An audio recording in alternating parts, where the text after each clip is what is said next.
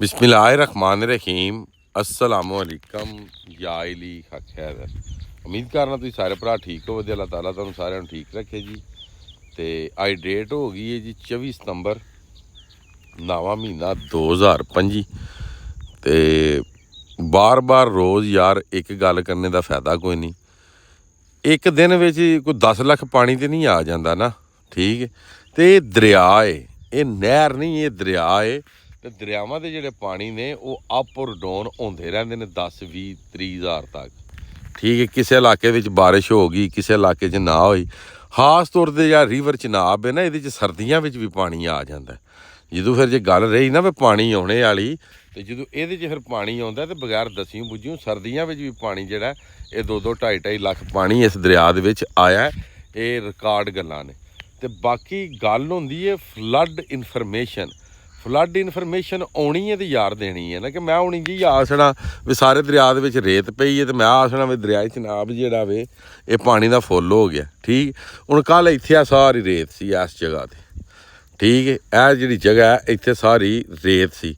हुण 10,000 पानी वधने नाल इत्थे रेत हुण नहीं, यह रेत है इत्थे सेंटर च भी जित्थों आउंदा पानी उरा इत्थे भी रेत सी, ठीक है। हुण इस टाइम रिवर चिनाब जिहड़ा 20,000 चल रहा, राती ये चल रहा सी 30,000 या 35,000, ठीक है। तो गल कर लैने जनाब मेरी फोन जिहड़े हुंदे ने जिस दिन अगर कोई मामलात बने तो वीडियो उस वेले तुहाडे कोल आ जाए दी, अल्लाह के दुआ करो कि पानी ना आवे, ठीक है।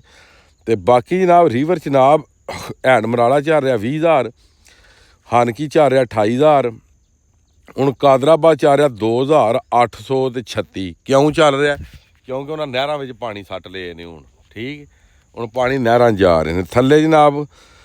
कादराबाद थल्ले चन्योड़ चल रहा 8,000, हैड तरीमू चल रहा जनाब 22,000, उत्ते 28 थल्ले 22, पंजनाथ चल रहा 81,000, जसर चल रहा 6,000, शदरा 5,000, बल्लो की 17,000, हैड सदनाई 9,000। गंडा सिंह जनाब मेरी अद्धो अद्ध थल्ले आ गया, गंडा सिंह चल रहा 56,000, यानी कि दरिया सतलज जेड़ा। उस तो बाद हैड सुलेमान की चल रहा 69,000, तो हैड इस्लाम चल रहा 60,000, ठीक है। उतों गंडा सिंह के मकाम तो भी पानी का जोड़ा वे फ्लो जोड़ा घट हो गया, ठीक है। उस तो बाद गल कर लैने इंदस रिवर के बराजां की डैमां की। तरबेला डैम चल रहा है, उत्ते उहदे कोल पानी है 90,000, थल्ले पानी दे रहा 1,08,900, क्योंकि डैमां च पानी फुटां के हिसाब से होंदा है, ठीक है। काला बाग चल रहा 1,02,000, चश्मा चल रहा 1,31,000, तौंसा चल रहा 1,02,000, गुड्डू चल रहा 2,02,000। गुड्डू तो भी पानी घट होना शुरू हो गया। अगे गुड्डू तो अगे सखर चल रहा 1,81,444, तो कोटरी जोड़ा वे वो पानी उतां जा रहा वो चल रहा 3,71,000 थल्ले, तो 3,98,000 उत्ते।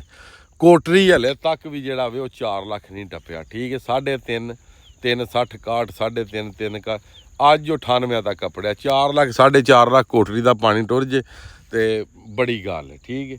तो बाकी अल्लाह पाक खैर करे। अगर दरिया च पानी आता है तो एमरजेंसी जी अगर दिन दियाँ 10-10 वीडियो मैं तुहानू देंदा रहा वां, तो इंशाअल्लाह ताला जी अगर पानी आ गया तो फिर मैं तुहाडे नाल अटैच हो जाना। हुण इंजे ही इन्नी गर्मी के दरिया आने का मकसद तो कोई नहीं, क्योंकि सिर्फ हुण दरिया दियां वीडियो तो ना वेख्या करो तुसीं भी सारे भरा।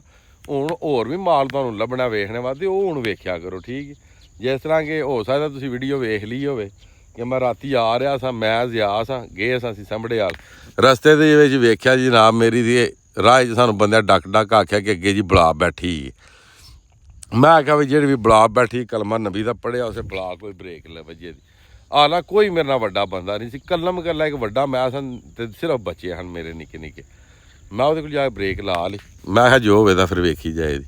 फिर जो कुछ देर गुजरी तो गुजरने तो बाद मैं यार इतने कुछ भी हो सकता, एक साइड ते कब्रस्तान एक साइड ते जंगल है ना, इतने बंदा ना बंदे की जात, मैं क्यों बेवकूफ़ी कर रहा, ठीक है। वो मैं वीडियो बनाई, वीडियो बना के, ठीक है। तो जी कि बंद रौला पाया सड़के तो बला आई चड़ेल इंज उंज वो राती साहब कोई मैं दसिया पता नहीं कोई जहनी तवादन वह नहीं सी ठीक, पता नहीं की मामलात सन वो इं दियाँ गल्लां हो जांदियां ने। तो बंदे एक नॉर्मल बंदे जिहड़े हुंदे ने उन्होंने भी चुक के बलावां विच चड़ेलों विच रख देंदे ने जी, उत्थे चड़ेल आ गई बला गई। तो बाकी जनाब दरिया टोटल पाकिस्तान के उत्तों नॉर्मल हो गए ने।